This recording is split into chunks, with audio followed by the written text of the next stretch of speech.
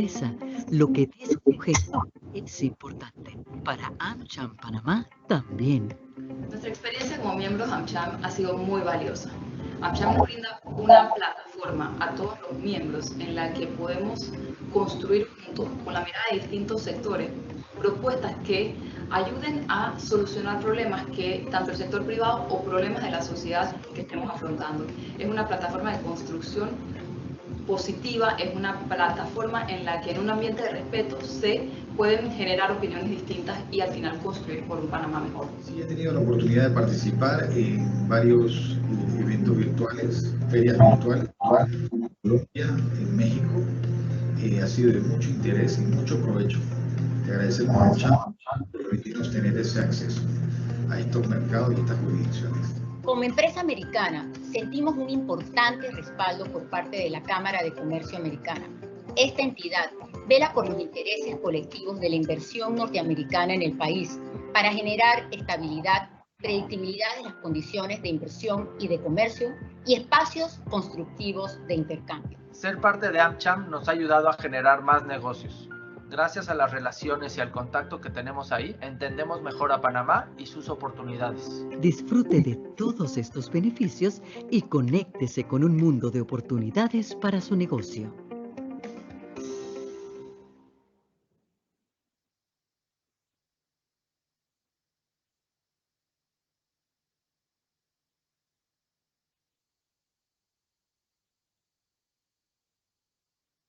Bueno, excelente, buenos días. Siendo las 8:03 de la mañana, iniciamos la sesión del Comité de Finanzas de hoy, agradeciendo a los miembros del comité y a los invitados que sacan un espacio early in the morning, pero sentimos que el tema de hoy es importante que nos mantengamos al tanto. Hay mucha información en los medios y es nuestra responsabilidad como ejecutivos liderizando equipos, grupos, de alguna manera estar al tanto de esto y ver cómo en la medida que podamos desde nuestra responsabilidad de ser protagonistas de una situación muy sensible, específicamente con la Ley 51 del 2005, que nos impacta a todos.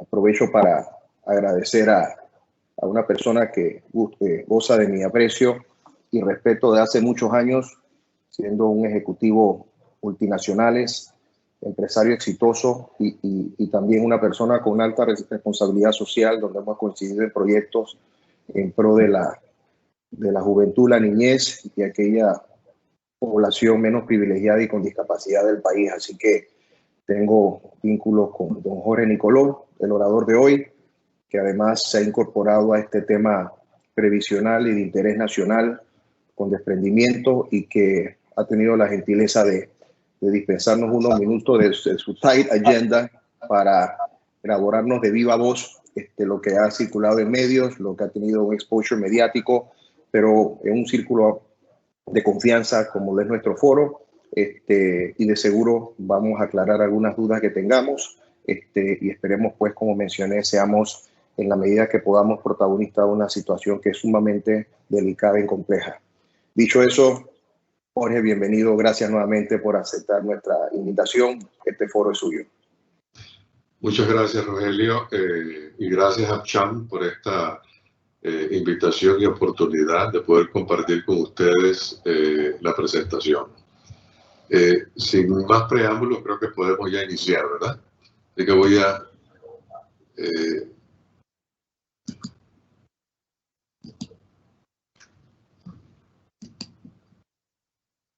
Correcto.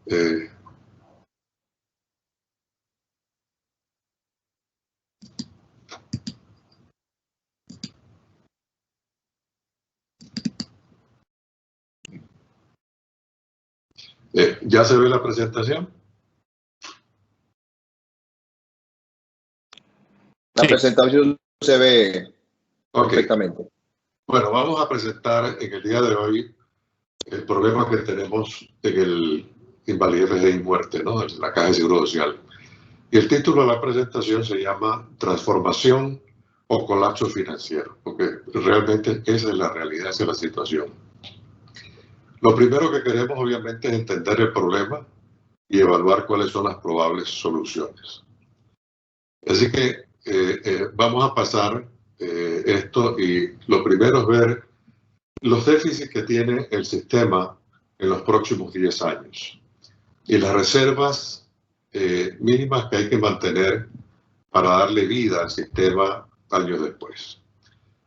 En el cuadro de arriba, en la línea azul, vamos a ver que son los déficits que se han calculado, que ha calculado la Junta Técnica Actuarial en el informe actuarial del 2019, donde establece los déficits anuales en los próximos 10 años. En el 2020, el déficit es de 823 millones.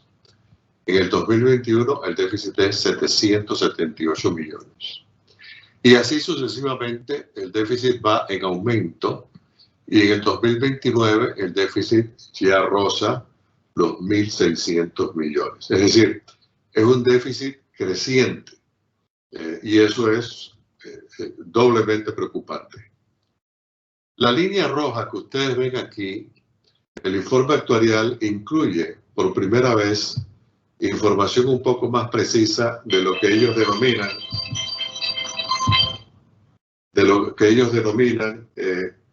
perdón, estoy en una conferencia, ya me ven hora y media.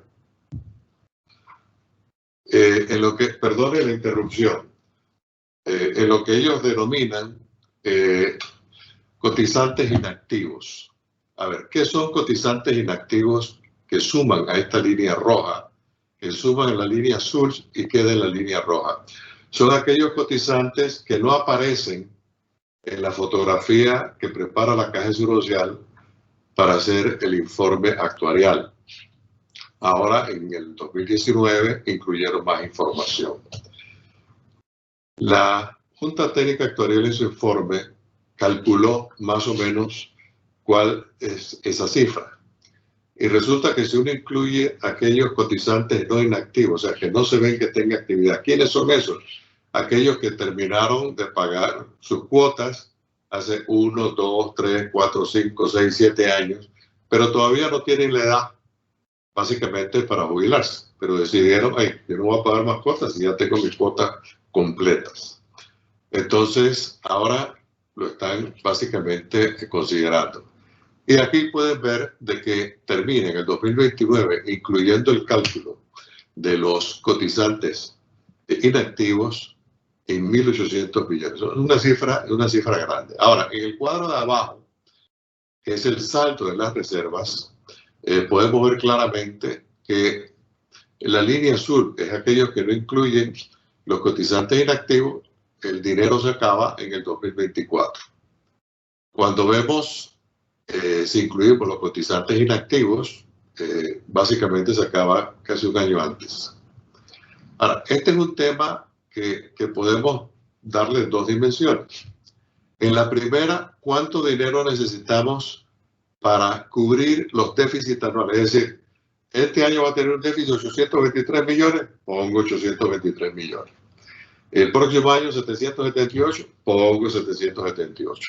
Bueno, en el transcurso de los años, el gobierno o el Estado tendría que aportar 6.458 millones. En adición, usted no puede empezar el año en cero. Un programa como esto necesita reservas. Entonces, hay que tener reservas mínimas para cada año, que la ley establece en 2.25 veces los egresos del año del análisis. Por ejemplo, en el 2020, y los egresos fueron 2.000 millones o 3.000 millones, entonces dice 2.25 veces. Eso debe ser la reserva requerida, y si existe reserva, se la resta, y la diferencia el gobierno debe aportar. Si vemos para mantener la reserva en los próximos 10 años, la reserva requerida en los próximos 10 años, el gobierno tendría que aportar adicionalmente 13.000 millones. O sea, estamos hablando de cifras enormes, macro. Así que esa es una situación que en los próximos 10 años luce tremendamente seria. Ahora, cuando vemos aquí lo que ha pasado, este es un cuadro donde básicamente se muestra cuánto debe ser la reserva mínima y cuánto debe aportar el Estado año tras año. En el año 2020 aparece una cifra escandalosa, que tienen que aportar 3.340 millones. Ahora, ¿por qué esa cifra es tan grande? Lo vamos a ver ahora. Porque debió empezar los aportes en el 2009 con los resultados del 2008. El gobierno de ese entonces no lo hizo, el gobierno siguiente no lo hizo, y lo que ha sucedido es que se ha acumulado. ¿No se cumplió con la ley? Definitivamente que no se cumplió con la ley. Pero por eso es que tenemos este problema más grande en este momento. Los no aportes del gobierno, por las razones que fuesen, pero que está en la ley y debieron cumplir.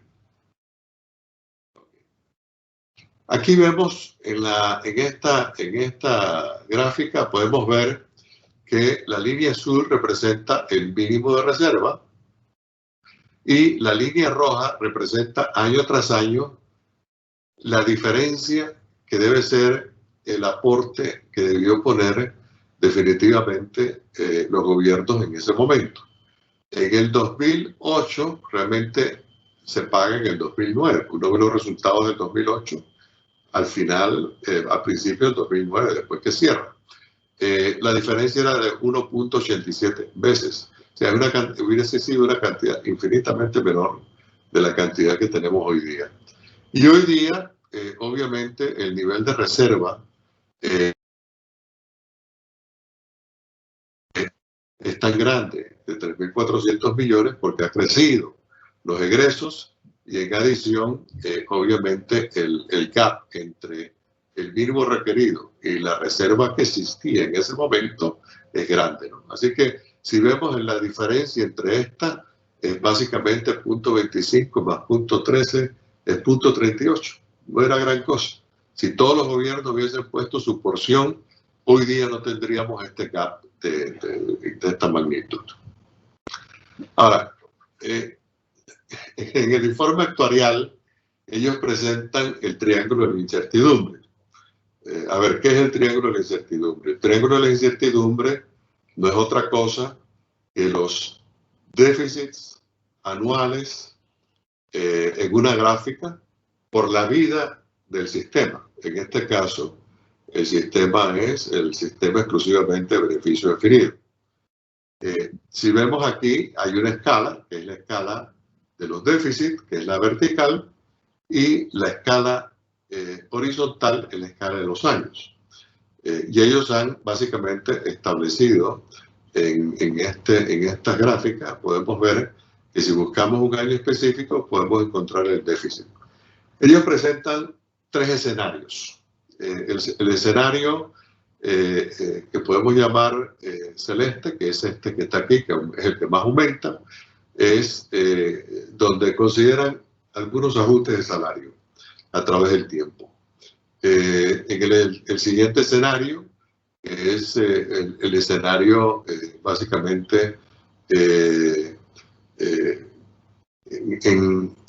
básicamente en gris, que son biométricas aprobadas con aumento de salario actuarial. Y el escenario, por así decirlo, verde, usa métricas del 2018. Es decir, si nosotros empezamos a ver dónde está la situación a través de los años, es alarmante.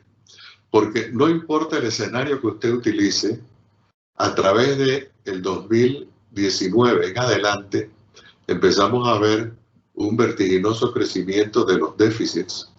Y estos déficits son anuales. Es decir, por ejemplo, en el tope máximo, que es en el 2051, que parece lejos, pero no es tan lejos, vamos a encontrar que el déficit es de 6.100 millones en ese año solito, lo cual implica que el nivel de desembolso que debe existir en todos estos años para cubrir esos déficits es enorme. Una pregunta es por qué aumenta y después disminuye. En esta gráfica aumenta porque entran más jubilados al sistema que los que salen, o sea, los que mueren.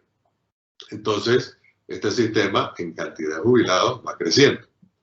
¿Por qué disminuye? Pues la inversa, porque entran o salen más jubilados por razones de muerte que los jubilados que están entrando. Y este sistema termina en el 2078, 2079 por allá. Esta es una situación grave porque si uno dice, bueno, ese año 6.100, o sea, pero si agarramos, por ejemplo, un periodo de 20 años, desde el 2041 hasta el 2061, por ejemplo, nos vamos a dar cuenta que los desembolsos absolutos, hablar de cifra absoluta por el momento, no hablar nada del valor presente, básicamente estamos hablando de 118.000 millones. O sea, en 20 años para el tamaño de este país es una cifra tremendamente imposible de manejar. Ok. Entonces, aquí habla la Junta Técnica Actuarial de los Inactivos y ellos hablan de que en su análisis se puede observar que en el tope máximo estos inactivos pueden agregar 1.000 millones más de egresos. Es decir, el déficit al incluir la proyección de los inactivos puede aumentar en el tope máximo hasta 1.000 millones más. O sea, complica todavía más la situación agregando esto. Entonces ellos también presentan definitivamente el triángulo de la incertidumbre y calculan en el tope máximo los 1.000 millones que representamos aquí. Si vemos esto al valor presente, pues estamos hablando de una cifra significativa, que es de 11.000 millones el valor presente de esos egresos.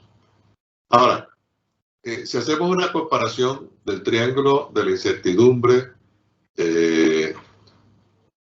solamente con los activos y le incluimos los inactivos, obviamente es clara, pues el tope máximo de déficits sin los inactivos es 6.100 millones y el tope máximo con los inactivos sube a 7.200 millones. O sea, señores, estamos hablando de cifras realmente inmanejables. Pero no solamente eso. Uno dice, bueno, eso es el 2051. Pues si empezamos a verlo en el 2028, podemos estar hablando cifras casi de 2.000 millones de déficit. Y ahí empieza a subir mucho más. O sea, son cifras macro para el tamaño de nuestra economía. Ok. Entonces, ¿de qué tamaño es el problema que estamos conversando en este momento? El tamaño del problema es que estamos hablando de que si sumamos ambos, activos e inactivos, el valor, básicamente el valor presente es de 77.000 millones. Es mayor que definitivamente el PIB del 2019, que era 66.000 millones y algo, ¿no? Es 115% del PIB. Si lo queremos comparar con la deuda externa, representa 211% de la deuda externa. Entonces, estamos en una situación en que esto se pudo prever desde antes, se pudo actuar desde antes con tiempo, educar a la población, no se hizo y ahora nos encontramos con este problema tan gigantesco. Entonces, ¿cuál es el problema en sí? El problema en sí es el modelo que no es sostenible, que es una pirámide que ya desapareció, la pirámide donde muchos aportaban para los que se jubilaban, esperando que los que venían, las generaciones siguientes, le financiaran a uno su jubilación. Eso ya no existe. No hay tal pirámide. Lo que hay es un rascacielos, punto. Entonces, el problema son los déficits anuales crecientes. O sea, no hay forma de financiar estos con el tamaño de nuestra economía. ¿Cuál es la recomendación de la Junta Técnica Actuarial para solucionar los déficits? Bueno, hay varias recomendaciones aquí. La primera recomendación es que se hagan los cambios paramétricos. Ahora, no es que están sacando una información del aire. Esto lo ha hecho todo el mundo. Aquí en Panamá somos los que decimos, no se haga, no se toque. Bueno, está bien. Vivimos en un país libre. Pero todos los países lo han hecho. Ahora, ¿qué significan las medidas paramétricas? Las medidas paramétricas tienen que ver con la edad de referencia. O sea, en Panamá son 62 años los hombres, 57 años de edad de jubilación. Tienen una tasa de reemplazo en Panamá del 60%. la cuota obrero patronal se paga el 3,5%. No hay aporte adicional del Estado en este momento. Los años de cuota en Panamá son 20 años. Y en este cuadro presentan 8 alternativas, 8 rangos. No es que diga, hágase esta, hágase la otra. No, dice, mira, aquí hay un rango, dependiendo cómo tú juegues en ese rango, pues vas a tener que afectar una, dos o varias de los parámetros, ¿no? Por ejemplo, si no quiero tocar la edad de referencia, pues tengo que bajar definitivamente la tasa de reemplazo, que en Panamá es 60%, tengo que bajar a 40%. También tengo que subir la cuota de 3,5 a 18,5. En adición, el gobierno tenía que aportar 360 millones todos los años. Y no te puedes jubilar a los 20 años, te vas a jubilar a los 25, que todavía es sumamente bajo a nivel mundial. Ahora, ojo, el sistema quiebra en el 2035. Es decir, ellos advierten en esto de que esto es un paliativo, pero un paliativo bien encaminado, porque no le va a quitar recursos a otro segmento que necesita para ir formando su fondo para ese grupo cuando se jubile, por ejemplo, el mixto. Entonces, esto es las recomendaciones de ellos. Y en adición dice, ojo, empieza a poner un capital semilla en el primer año de 540 millones para que vaya creciendo a través del tiempo y vaya generando un tipo de reserva que sirva para el futuro. Pero bueno, aquí lo que podemos ver es que dependiendo de lo que usted quiere preservar, hay varias cosas, ¿no? Entonces, aquí va de 360 millones de aporte del Estado. En algunos escenarios, el aporte del Estado tiene 860 millones todos los años, cosas como esta. Es decir, esto es necesario para darle estabilidad al sistema. Esto todavía es muy positivo comparado con los europeos que se jubilan a los 67 años, donde pagan cuotas mucho más altas. Pero bueno, estamos ante una situación local, falta de conocimiento sobre el tema, que nos obliga entonces a ir pasito a pasito. Ahora, la Junta Directiva de la Caja de Seguro Social solicitó a la Junta Técnica Actuarial un escenario. El escenario era: consolídame el mixto y consolídame el sistema exclusivamente de beneficio definido. En pocas palabras, este escenario es como si la Ley 51 del 2005, perdón, nunca hubiese existido y hubiera seguido todo junto. Bueno, ellos hicieron ese escenario. En pocas palabras, el mixto desaparece completamente y todo se convierte en el cero. Aquí vale la pena analizar este triángulo de incertidumbre. Un poquito es complicado, pero vale la pena ponerle atención. A ver, cuando uno consolida los primeros años, obviamente pareciera que te va bien, pero ese pareciera que te va bien es que te comes las reservas que ha acumulado el sistema mixto, porque todavía no hay gente para jubilarse. Empiezan básicamente en el 2032, para prepararse para pagar las jubilaciones futuras, que es lo que hace un sistema de pensiones.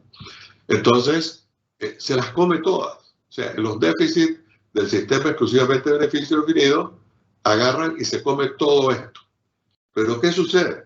Complica el problema de una manera geométrica, en el sentido de que los déficits ya no son déficits como el que vimos anteriormente, que llegan a 6.100 millones. No. Los déficits máximos empiezan a subir a más de 12.000 millones en un año. Entonces complica la situación en un problema que lo tienes definido ya que es inmenso, empiezas a hacerlo muchísimo más grande, lo cual resulta inmanejable y crea un problema de tal magnitud de que si entras en eso, estás a punto de hacer colapsar este país. Ahora, esto ocurre en la línea verde y en la línea azul. Vamos a ver en el caso de la línea verde, en donde son dos escenarios. Uno usa básicamente escenarios con medidas biométricas del 2018 y otro con medidas biométricas del 2010. En la praxis casi que no hay diferencia. O sea, casi que es básicamente la misma cosa. Si uno ve las tablas que ellos presentan al final del informe actuarial, las cifras son bastante parecidas. Entonces, definitivamente, esto es imposible. Eso no se puede manejar. Entonces, si vemos la curva azul, ellos agregaron esto diciendo, si nos quedamos con los sistemas separados, ¿cómo funciona esto? En el sentido de que, bueno, en estos sistemas separados, uno voy acumulando y en el otro voy básicamente teniendo que cubrir los déficits de alguna forma, pero genera los déficits. Entonces los déficits definitivamente son menores. Ahora uno dice, bueno, ¿cómo es que si los pones por separado te da así y cuando los juntas te da de este tipo? Es que el escenario era que desaparece definitivamente el sistema mixto. Y cuando desaparece el sistema mixto, hay parámetros que son diferentes. Por ejemplo, acá las jubilaciones tienen un tope de 2.500. En el sistema exclusivamente de beneficio definido. En el sistema mixto, el componente de beneficio definido tiene un límite de $500. Entonces, la cantidad de déficit se genera es menor. Ahora, el mixto tiene un componente de ahorro que compensa básicamente la diferencia. Es un elemento financieramente más viable, que es lo que ha utilizado todo el mundo, y podemos hablar de eso. Entonces, esto es más viable. Hay una controversia tremenda cuando presentaron este informe, porque ellos esperaban ver una situación mucho más positiva, lo cual definitivamente no fue así. Entonces, ¿qué básicamente ocurre aquí? Ocurre básicamente lo siguiente, que es infinitamente más complicado, un problema mucho más grande, genera mucho más déficit y resulta todavía, no hablemos de inmanejable, destruye básicamente todo lo que está en Panamá en la economía, porque habría que trabajar nada más para eso y no alcanza todavía. Entonces vamos a ver esto. Esta es una gráfica adicional, no vamos a perder tiempo en esta, en donde separamos las tres curvas para verla quizás un poquito más en detalle, no vale la pena entrar en esto. Entonces, los niveles de desembolso, no valor presente, los niveles de desembolso en el tiempo, pues acumulado, es absurdo. Si lo unes, al final tendrías desembolsos en valores absolutos, ¿no?, de 355.000 millones en un lapso de aproximadamente 50 años. O sea, es una cifra también brutal. Obviamente, para comparar la real hay que calcular el valor presente que se hizo. Ahora, ¿cuál es la conclusión de la Junta Técnica Actuarial en su informe? Que a propósito, el informe es bueno. Y lo segundo es que han sido muy valientes en presentar ese informe, porque es un informe totalmente negativo. La conclusión es la siguiente, y abro comillas. Dice, en base a este análisis podemos concluir lo siguiente. Las corridas de consolidación de su sistema, según se ha analizado esta sección, le generan al régimen un desequilibrio mayor al existente, ya que cuadruplica el déficit máximo por año de aproximadamente 3.000 millones bajo el escenario comparativo a un déficit máximo por año entre 12.000 y 13.000 millones. 2. Este impacto incremental en el déficit anual radica en que bajo las corridas de consolidación se generan déficits operativos anuales negativos en la totalidad de los pensionados. En el sistema actual, esto solamente ocurre en el sistema exclusivamente de beneficio definido. 3. Las reservas bajo el escenario de suma de los componentes definidos de los subsistemas actuales tendrían balance positivo hasta el 2036. Las corridas 1-2 agotan sus fondos legales en el 2041. Y dice, por lo anterior, la Junta Técnica Actuarial no recomienda un escenario de consolidación de sistemas por el inminente riesgo económico y financiero que consigo traería. Y ellos agregan que eso no es solamente para la Caja de Seguro Social, es para toda la economía nacional. Bueno, esto fue sine qua non. No han querido publicar el informe. Básicamente eso es el asunto. Bueno, a través de los medios se ha hablado de todo y se ha hablado de consolidar, y ya vieron el informe. Se ha hablado de que tomar los excedentes del canal, aumentar el ITBMS, todo eso, bueno, todo eso puede ayudar un poco, pero la magnitud del problema, nada de eso realmente tiene un impacto material como para decir, no sé, amén, de que hay cosas que no se pueden hacer. O sea, se agarra lo que produce el canal, que debe ser para todo el país, para toda la población, no es justo que vaya solamente para aquellos que están jubilados. Básicamente, creo que, y hay varias cosas, hay pedirle prestado y cosas como esas. Entonces, eso es lo que está en la palestra. Ahora, ¿qué debemos hacer para encontrar una solución sostenible? Primero, no hay que inventar la rueda. La rueda ya fue inventada y lo que hay que buscar es las mejores prácticas mundiales. Y eso es lo que tenemos básicamente que hacer. Aquí hay un camino, aquí hay un roadmap en donde definitivamente tenemos que hacer.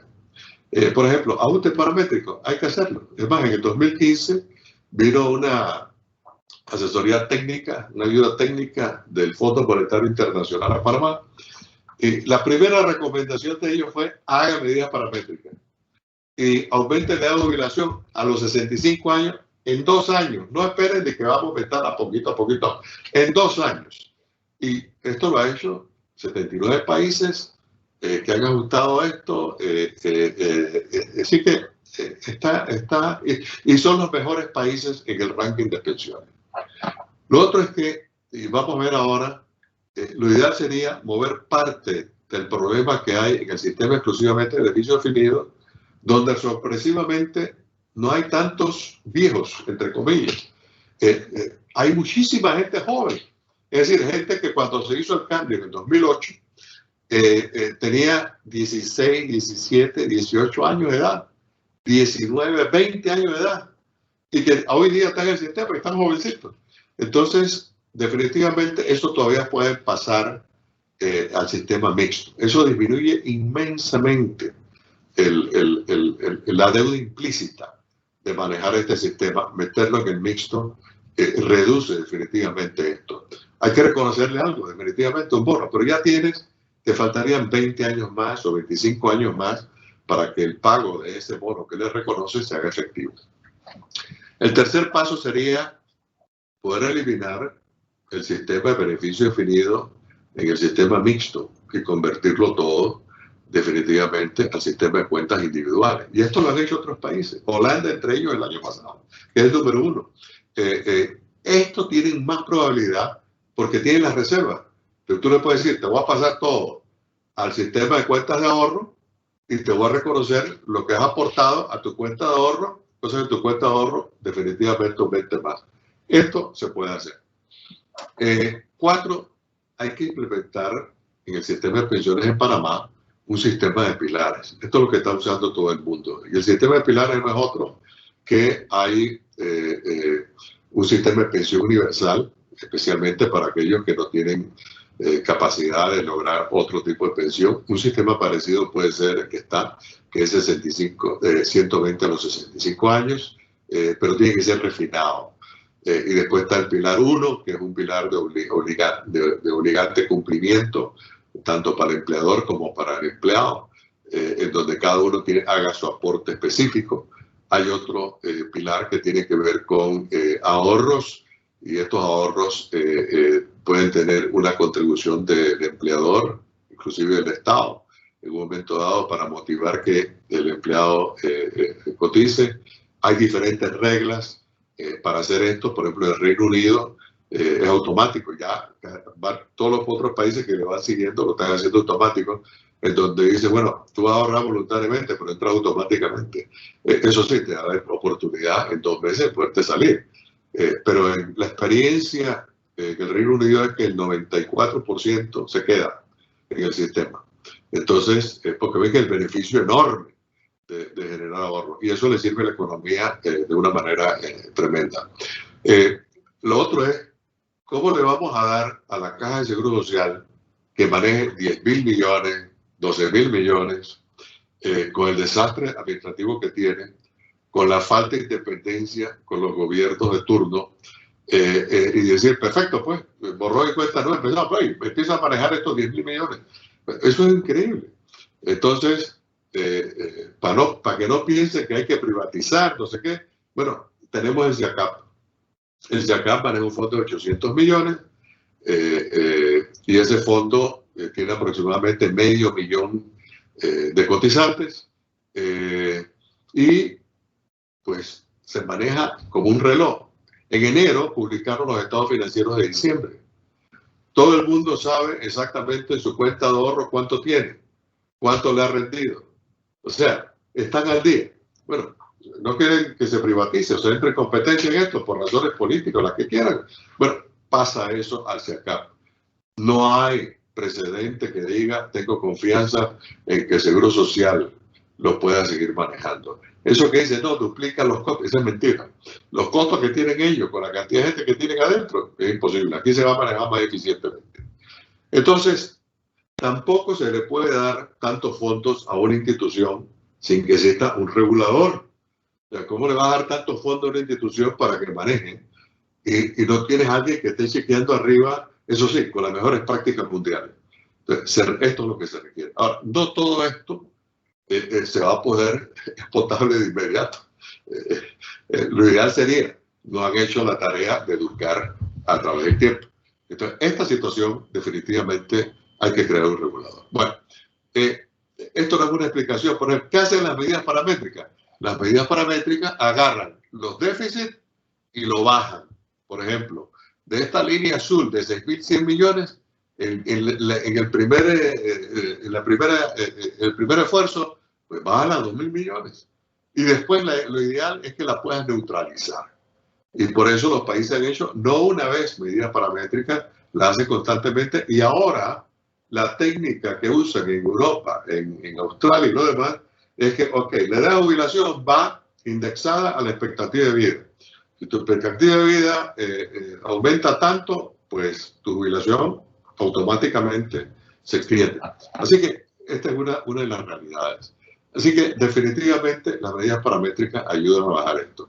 Lo otro es, y aquí no voy a perder mucho tiempo, es que vamos a ver que el 56% de toda la gente que está en el sistema exclusivamente de beneficio definido tiene menos de 45 años. Hay algunos que tienen 30 años. Hay otros que tienen entre 30 y 35 años, el 20% de toda la base. Los que están básicamente entre 36 y 40 años, todavía le falta 22 años para jubilarse.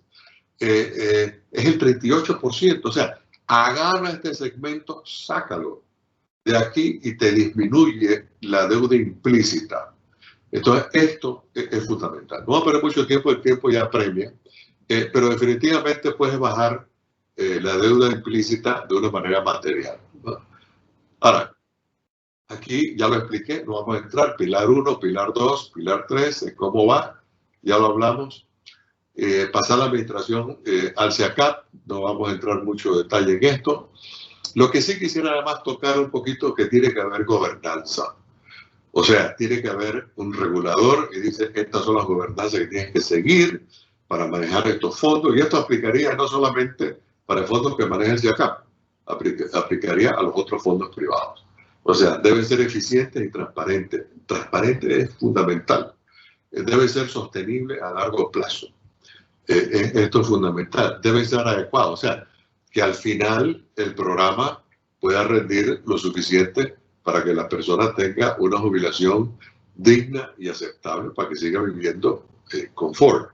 Debe tener cobertura, o sea, debe tratar de llenar la mayor cantidad, agrupar a la mayor cantidad de la población. Aquí tenemos una población informal que no cotiza, que ronda el 55%. Ahora, debe existir seguridad, es decir, los activos deben estar bien resguardados y no manipulados por entes controladores que existan. Por decir una palabra, el Estado dice, oye, necesito plata. Colócalo en plazo fijo del Banco Nacional 2,5%. Eso destruye el rendimiento. Eso hay que cambiarlo, de lo contrario no vamos a echar para adelante. Y eso sí hay que trabajar durísimo en cuanto a eso. Bueno, entonces, esta es la situación. Lo otro es que las mejores prácticas tampoco hay que inventarlas. Agarra Mercer, cómo hace sus evaluaciones. Y contratemos una firma internacional contratemos a Mercer para que haga el análisis en Panamá. Y todos los años diga, van bien, van pésimamente mal. Tiene que corregir, la tendencia va. Y que lo haga. Y que lo publique. Y que todo el mundo sepa dónde estamos, porque no va a costar. Esto que está ocurriendo ahora no es que no va a costar. Le va a costar a usted, me va a costar a mí, me va a costar a los hijos y va a costar a los nietos y posiblemente a los bisnietos. Esto va a costar por haberlo manejado tan mal. Entonces, las conclusiones son, no solamente es un problema grave, hay una falta de transparencia absoluta, esto es definitivo. Lo tercero es que no hacer nada no es una opción. Es decir, no, vamos a quedar igual y vamos a agarrar la plata de otro lado. No, eso no es una opción.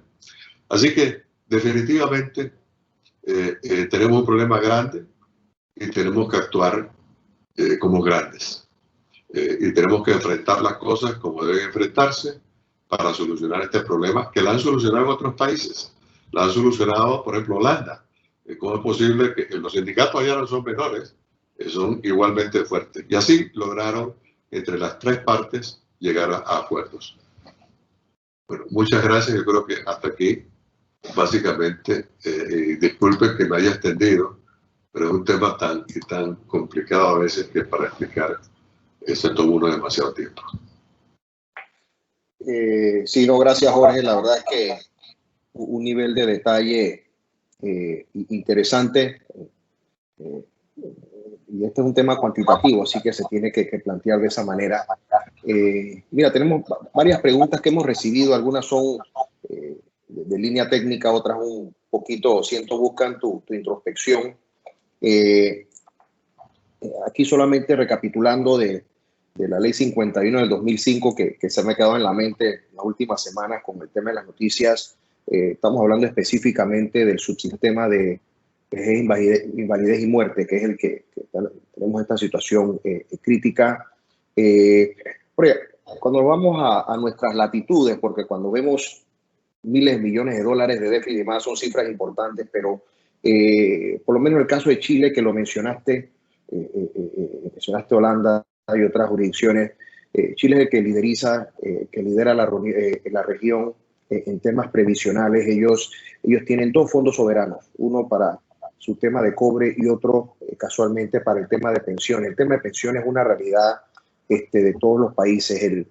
El tema paramétrico es algo que mencionaste, pero genera inquietudes a nivel político. ¿Pudieras matizar eso? El tema paramétrico es algo que van a salir la gente a la calle porque le ajustaron. Es algo que se ha hecho. Dar una apreciación de los ajustes paramétricos que ya los elaboraste, qué implica, pero sí es algo que hay viabilidad en tu opinión y lo que se ha visto, porque definitivamente forma parte del problema, pero no es una panacea, ¿no? Tu apreciación de los ajustes paramétricos. Ok, dos cosas. Uno, en el caso de Chile, por ejemplo, en el caso de Panamá, la deuda que tiene Panamá implícita con el sistema de pensiones representa más que el PIB. En Chile, básicamente, la deuda implícita es nada. O sea, tienen colchón para hacer cualquier ajuste. Volvamos a las medidas paramétricas. O sea, las medidas paramétricas, a través del tiempo hay que irlas explicando. Las medidas paramétricas son necesarias. Que pueden reaccionar, claro que pueden reaccionar, pero es que no ha habido transparencia. O sea, si a través de los años se hubiese dado y se hubiese explicado la situación tan grave en que estábamos, entonces no hubiéramos estado en esta situación de tener que a priori, así a la fuerza, tener que explicar qué son las medidas paramétricas. Hay cierto sector de la sociedad que la ha básicamente estigmatizado, en el sentido de que son de lo peor. Bueno, ese es un aspecto y pueden causar problemas, sí, pueden causar problemas, pero hay que darle la oportunidad de que exista transparencia. No ha existido transparencia y yo pienso que ese es el elemento fundamental que ahora hay que presentar. Por eso digo, dije en una de las preguntas que me hicieron en Knockout, si yo veía positivo que la OIT participe. claro, debe participar y que entre y apoye, pero también inviten a la OSD, el Fondo Monetario Internacional y todo, y que se pase en línea las explicaciones que ellos dan y se pase en línea el diálogo, porque eso no va a afectar nada más a los que están sentados allí, eso va a afectar a toda la población de este país.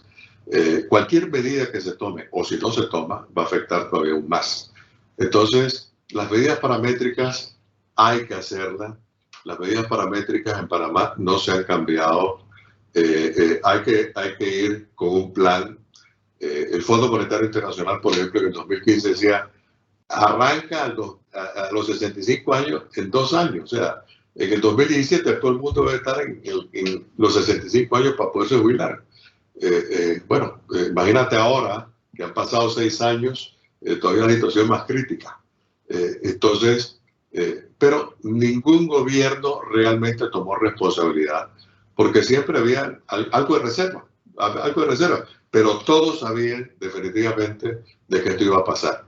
Vamos a explicar un poquito la ley 51, si me permite. Cuando se hizo la ley 51, se sabía de que se dejaba en el sistema exclusivamente de beneficio definido un sistema cerrado. Porque ahora dicen, no, se sabía, era un sistema cerrado. Y se generaron metodología para ir cubriendo esos déficits a medida que iban creciendo. Por eso se crea la Junta Técnica Actuarial en la Ley 51, se crea la obligación de mirar los déficits en los próximos 10 años, se crea la obligación de calcular cuánto es la reserva mínima que debe establecerse para los próximos 10 años. Era previsible y ese era el mecanismo que definitivamente iba a servir para ir nivelando la situación hacia adelante, amén de que podían hacer medidas paramétricas en ese periodo de tiempo o tomar las decisiones de medidas paramétricas. Bueno, el gobierno del 2009 en adelante no lo hizo, el gobierno del 2014 en adelante no lo hizo, y en este pues estamos esperando a ver qué es lo que hace. Entonces, medidas paramétricas, no nos vamos a poder salvar esas medidas paramétricas. Si de repente decimos, no, vamos por la fácil. La fácil es agarrar esos fondos que están allí y ya bueno, ya, listo. Bueno, ya vimos en la proyección de la Junta Técnica Actuarial el desastre que ocurre años después. Es un desastre que es insostenible. Este desastre lo van a ver las calificadoras, lo van a analizar las calificadoras. En la visión que tienen las calificadoras, el outlook hacia adelante, definitivamente cada vez será peor. Entonces, no es que nos vamos a exhibir de un problema con las calificadoras para hablar tan más de ese sector. Porque va a estar claro. Así que tenemos que hacer algo. No hacer nada no es una opción. Gracias, Jorge. Mencionaste SIACAP como un protagonista, como un ente regente, si evoluciona la ley. Hablaste de los activos financieros que mantiene el programa en contrapartes tipo Banco Nacional. Parte de estos déficits se dan por el rendimiento que tienen esos activos. No sé si pudieras platicar un poquito sobre las figuras de rendimiento cuando tú tienes estos fondos privados, inclusive el que maneja el Seguro Social o el programa SIACAP. Hay figuras como mencionaste, de rendimiento, el monto ahorrado por individuo. ¿Lograron ver qué figuras de rendimiento tienen estos activos que gestiona la Caja del Seguro Social para este subsistema de vejez, invalidez y muerte versus el mercado? Y probablemente eso ayuda a dimensionar que el déficit tiene varias raíces. Bueno, a ver, número uno, el SIACAP tiene un rendimiento de 6.30 y algo, ¿no? Eso es lo que es el rendimiento que tiene. A ver, en la caja, en el informe actuarial de la Junta Técnica Actuarial, ahí dicen que los rendimientos que aparecen en el sistema exclusivamente de beneficio definido realmente no son esos, porque hay partes que realmente le corresponden a las cuentas de ahorro del mixto, que por razones contables y enredos contables, pues se contabiliza que en el sistema exclusivamente de beneficio definido hay que hacer correcciones, todavía no se han hecho. Entonces, conocer realmente el rendimiento que tienen los fondos de la Caja de Seguro Social todavía es incierto. Podemos calcular y recalcular, pero hasta que no se hagan los cambios contables o los ajustes contables de corrección, como lo recomienda la Junta Técnica Actuarial, no vamos a hacer a ciencia cierta cuánto es el rendimiento. Lo que sí sabemos clarito es que hay una cantidad material de las reservas en donde se paga el 2,5% a la Caja de Ahorro y el 2,5% al Banco Nacional. Obviamente eso es absurdo. En el CIACAP todos participan, o sea, ponen a cotizar en competencia. Y esa es la diferencia. Uno básicamente está totalmente secuestrado, el otro pues pone en competencia dónde colocar los fondos.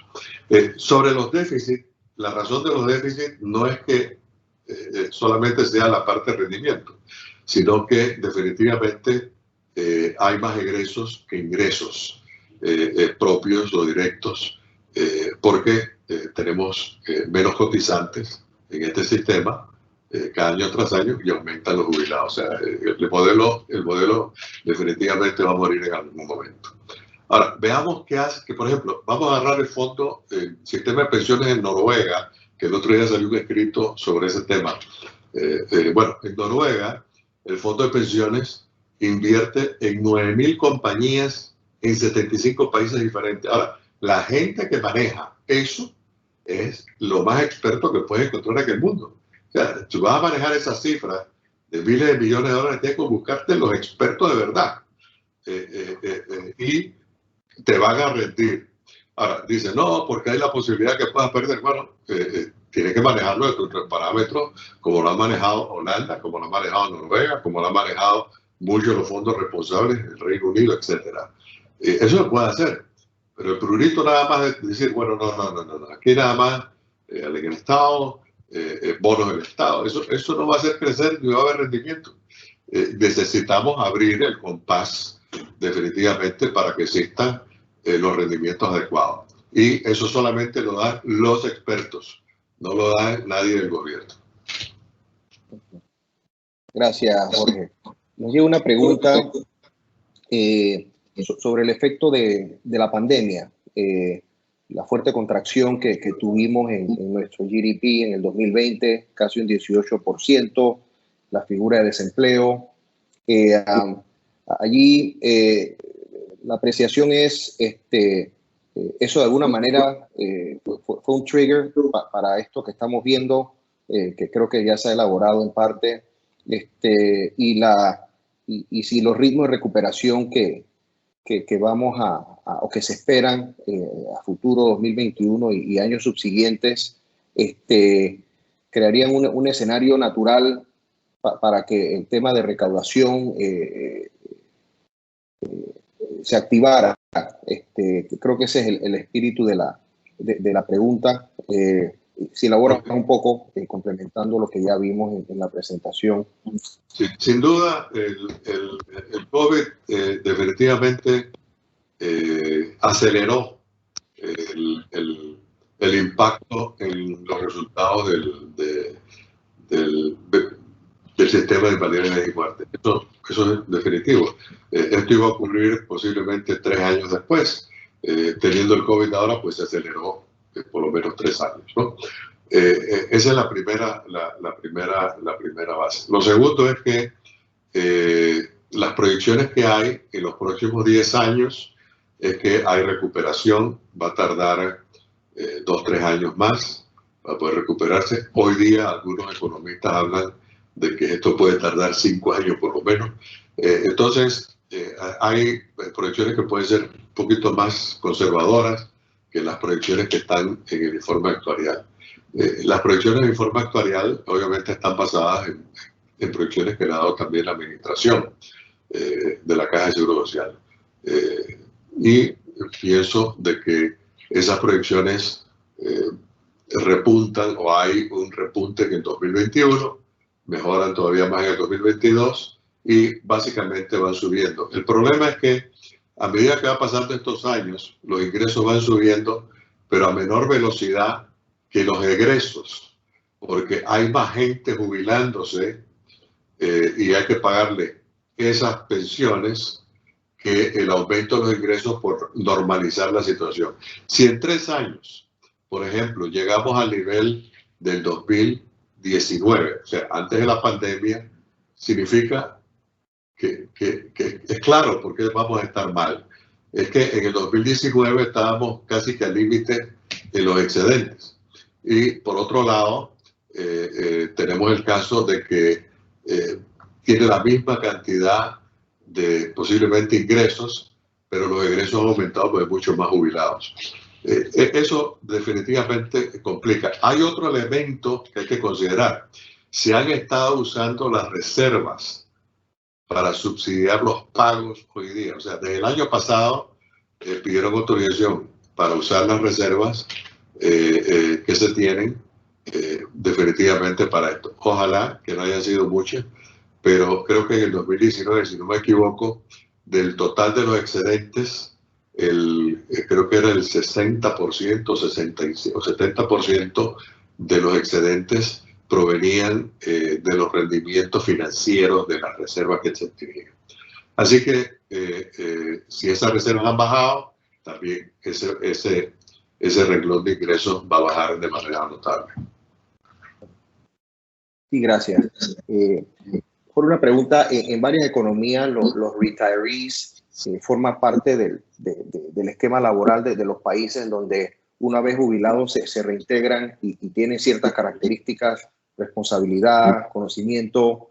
Y la pregunta va en esa línea, si aquellos retirados que se incorporan o se mantienen en la fuerza laboral, si hay algún ejemplo que se ha visto en otras jurisdicciones en donde ese pago o ese pago de retiro se ve afectado si regresas a la fuerza laboral, porque la pensión es cuando te retiras, pero te retiras y regresas a la fuerza laboral, le estás quitando espacio probablemente a un cotizante que puede aportar a los pilares. Te comparto eso, a ver qué reflexión tienes. Bueno, a ver, lo que he visto en muchos países es que es un beneficio que la persona adquiere por años de servicio, como en el caso de varias instituciones, llámese el Army o lo que fuese, o servicios por ejemplo, servicios de salud, por ejemplo, en hospitales y cosas como esas. De lo que tengo entendido, porque hace aproximadamente 2 años conversando sobre este tema de pensiones, una persona que trabaja en un hospital en Estados Unidos me dice, no, me voy a jubilar pronto, pero me han ofrecido también que después de jubilación me quede trabajando, porque estamos en varios proyectos. Ah, perfecto. Entonces me dio a entender como que no es como si fuese un impedimento o un castigo. Lo que sí se está tratando de hacer a nivel de todos los países es que no te puedas jubilar antes. O sea, están desincentivando de que te puedas jubilar antes. O sea, tú te jubilas antes, tiene una penalidad tremenda. O sea, si te vas a jubilar a los 65 años, vas a recibir la pensión de 65 años. Te jubilas a los 67, puedes recibir una mejor pensión. Con seguridad la vas a recibir. Si te jubilas más tarde, la puedes recibir todavía más.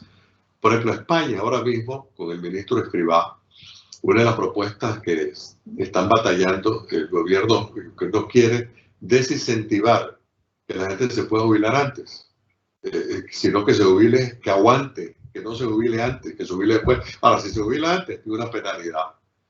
No podrá recibir lo mismo como que está recibiendo hoy día.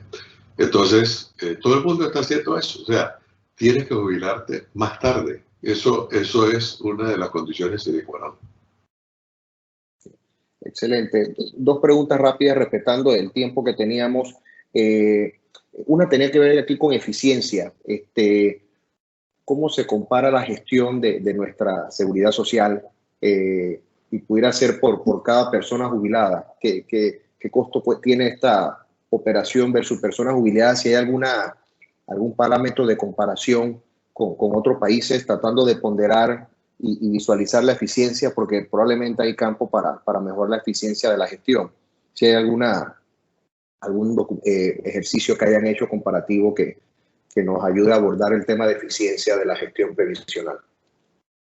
Bueno, a ver, Primero, no ha habido transparencia en los estados financieros. Hasta el año pasado, que se empezaron a producir los estados financieros, creo que era el 2018 y 2019. Cuando empezamos a ver esos estados financieros, hicimos un estudio con relación a los estados financieros y lo que demostró ahí un desastre absoluto y total, ¿no? Y faltaba mucha información, o sea, no había transparencia. En octubre del año pasado, la actual administración presentó un detalle, me pareció muy positivo, en donde incluían algunas cifras. Entre las cifras que incluían estaba la cifra de la relación que hay entre funcionarios administrativos versus funcionarios de salud. La relación es 1 a 1.2. Si mal no recuerdo, a lo mejor hacían alguna referencia de que eso estaba mal.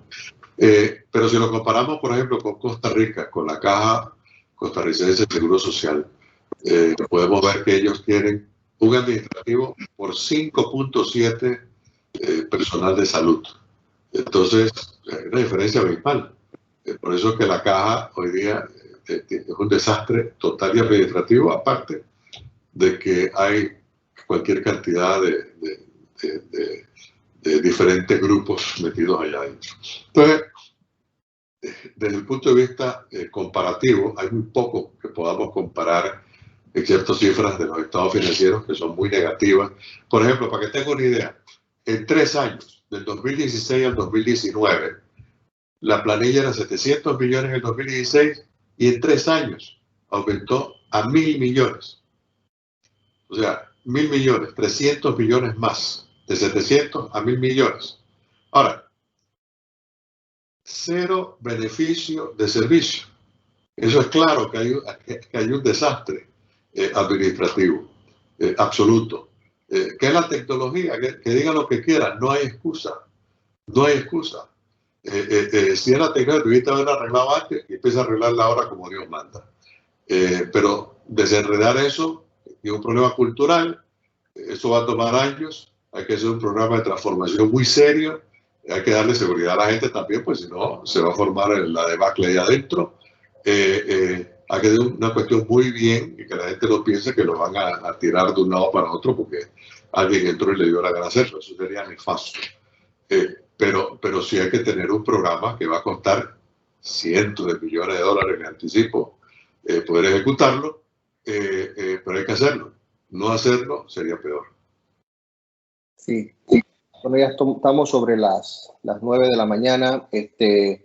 Nos gusta terminar nuestras presentaciones y intercambio, Jorge, con un comentario positivo, mucha información y pareciera obviamente que hay muchas tareas pendientes, tareas que no se han hecho, pero si pudiéramos rescatar la evolución que ha tenido este tema, el protagonismo y profesionales de alto perfil como tu persona que han sacado de su tiempo para compartir y formar parte de la solución.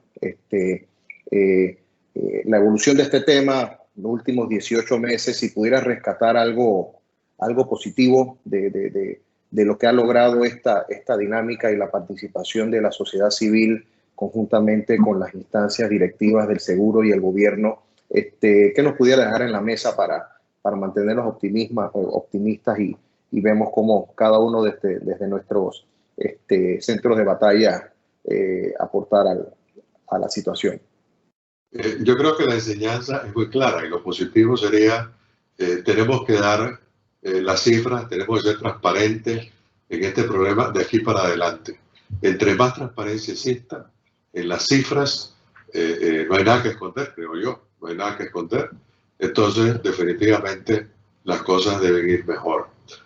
La sociedad civil en general debe estar más atenta porque son sus intereses y esto sí los toca, eso sí los toca a cada uno y le va a costar ahora mismo en el bolsillo también. Pienso que la parte positiva es que definitivamente podemos lograr consenso si hay la voluntad y si hay buen manejo para poder sentar a la mesa a los diferentes grupos. Creo que ese es el propósito de la mesa del diálogo en este momento. Hay mucho que podemos aprender para mejorar hacia el futuro y yo creo que es una oportunidad que tiene este país para manejar las cosas correctamente. Excelente, Jorge. Bueno, en nombre de AmCham Panamá, el Comité de Finanzas, su directiva, te agradecemos el tiempo dispensado, una disertación del más alto nivel y con un componente cuantitativo importante, pero esta es una realidad cuantitativa que tú has logrado matizar de una manera que creo que nos sentimos ilustrados.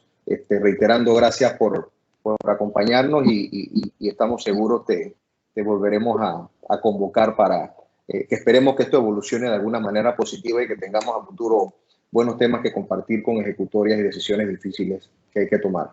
Gracias nuevamente, Jorge, por tu disposición y gracias a la audiencia.